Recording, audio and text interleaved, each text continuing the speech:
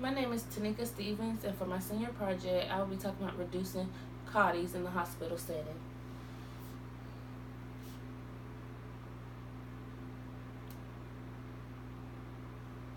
There are 1.5 million patients in healthcare institutions that acquire infections each year, with 99,000 resulting in deaths.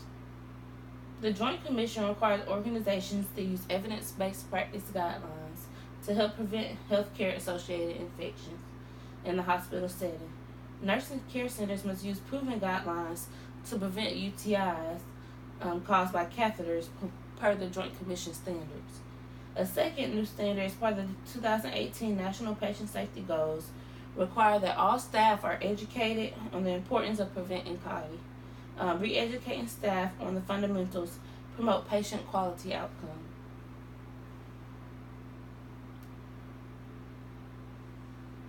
This is a chart just showing the number of healthcare associated infections, how it impacts our population, and why we should be concerned about it.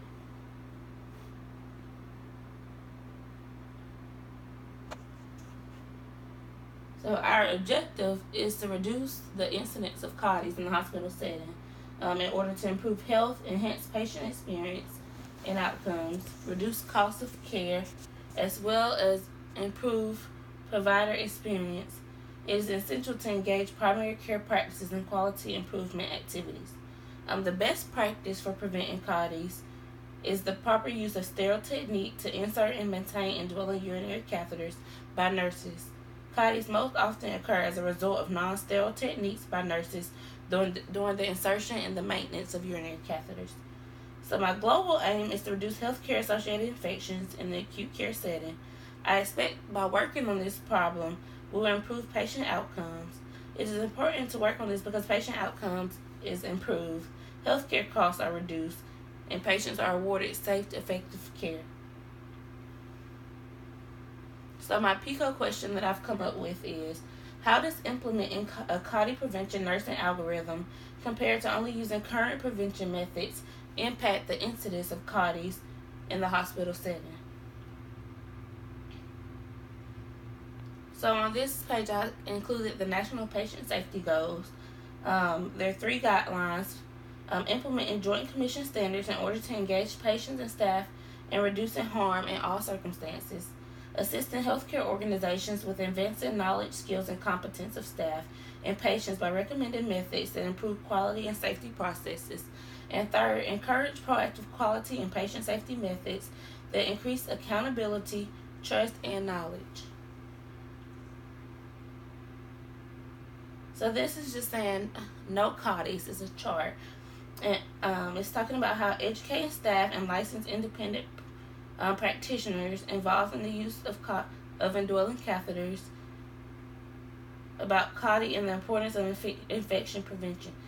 Education occurs upon the time or granting of initial privileges and when involvement in indwelling catheters care is added to an individual's job responsibilities. Ongoing education and competence assessments occur as well as established in that facility.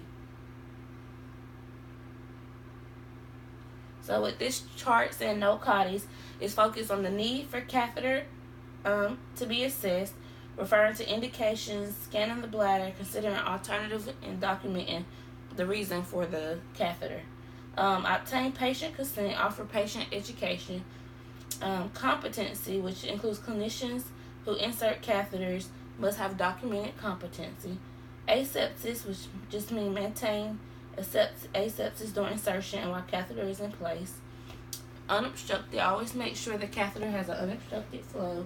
No kinks or loops. Catheter secured, the bag below the bladder level and off the floor. A timely catheter removal and documentation, which is initiated by the nurse, making sure that the catheter comes out as soon as possible.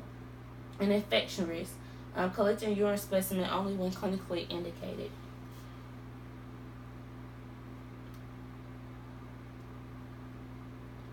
So this is evidence for change. These are diagrams from a research article that I found, and it focuses on a reduction program to reduce the incidence of CAUTIs The CAUTI reduction process shown on the left was established by a leadership team, including nurses amongst other staff. This interdisciplinary CAUTI task force developed guidelines and processes to reduce CAUTI in the ICU setting. Processes included education, increased rounding on patients with catheters, monthly evaluation of every CAUTI case, as well as a CAUTI algorithm.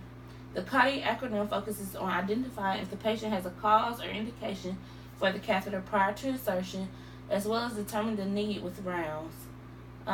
Assessing the necessity of the catheter is essential, as sometimes alternative methods can be used, and or patient's conditions changes and the patient no longer needs the catheter in place.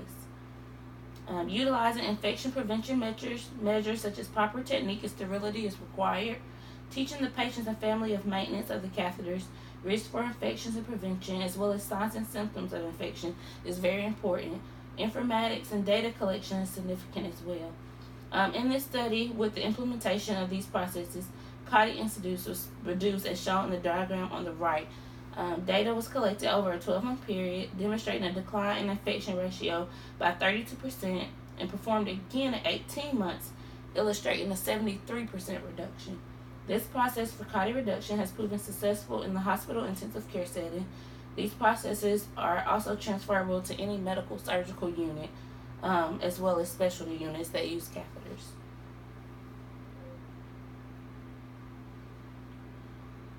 The next two slides talk a little about two other research articles that were found.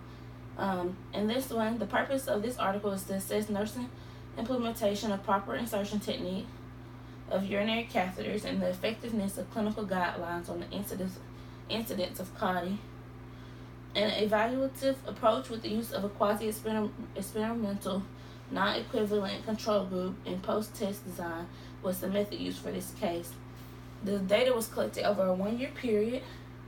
Several participants were included in data collection, education and training of nurses regarding infection control measures, and urinary catheter management has shown to reduce the incidence of CAUTI. Approximately 29% of the nurses showed to have good practice in CAUTI prevention prior to training, as post results showed that approximately 52% of nurses had good practice. This data is important for the implementation into nursing, as urinary tract infections are nearly half of all hospital-acquired infections.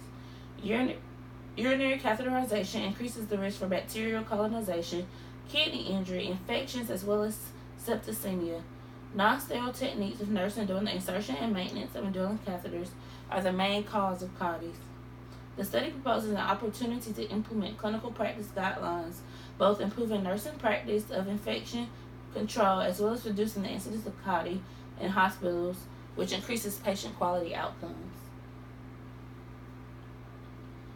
And then the second article, the purpose of this one is to determine best nursing practice and reducing the incidence of CAUTI. The study explores the effectiveness of verifying appropriate circumstances for catheter use, implementing appropriate insertion techniques, maintaining meticulous catheter maintenance, removing catheters at earliest opportunity, as well as implementing competency training on evidence-based policies and procedures. A multi-step procedure was implemented based on best evidence currently promoted in nursing literature. The data was collected with an emphasis on the number of CAUTIs in 2010, followed by the implementation of evidence-based interventions, as well as nursing education in 2011. And then after 2 years of implementation in 2013, data was recollected to determine the effectiveness of new practice. Implementation of the algorithms promoted in this study showed a correlation to a reduction in CAUTIs from 2011 to 2013 as compared to 2010. The implementation of the CAUTI prevention interventions reduced the number of CAUTIs, thereby improving patient outcomes and the overall standard of patient care.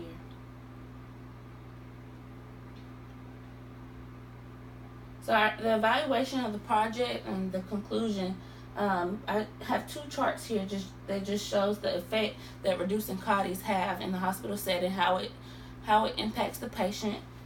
These pictures represent how hospital-acquired infections negatively impact our patients, as well as the cost for the facilities and organizations in which these incidents occur.